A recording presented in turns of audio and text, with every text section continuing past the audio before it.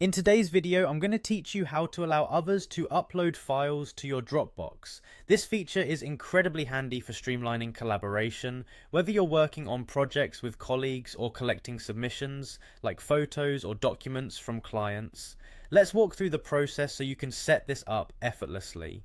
First, you'll want to navigate to your Dropbox. Once you're there, look towards the left-hand side of the screen for the option labeled File Requests.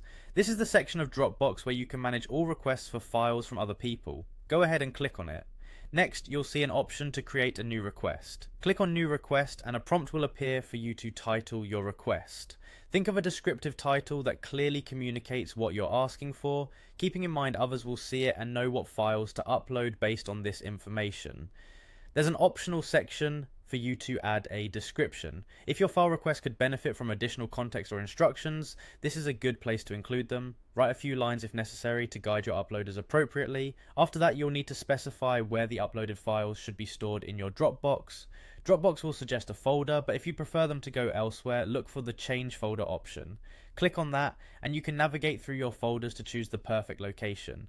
With all these steps completed, it's time to confirm your settings. Simply click the Create button. This will generate a unique link that you can then share with others to facilitate their uploads.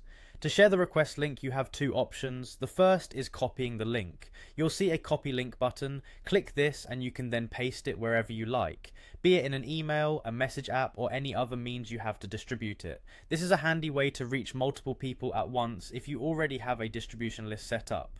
Alternatively, you can send the file request directly through email from Dropbox. Enter the email addresses of those you want to request files from and click Share. Dropbox will send out your file request email on your behalf. This is especially useful if you're targeting just a few specific individuals.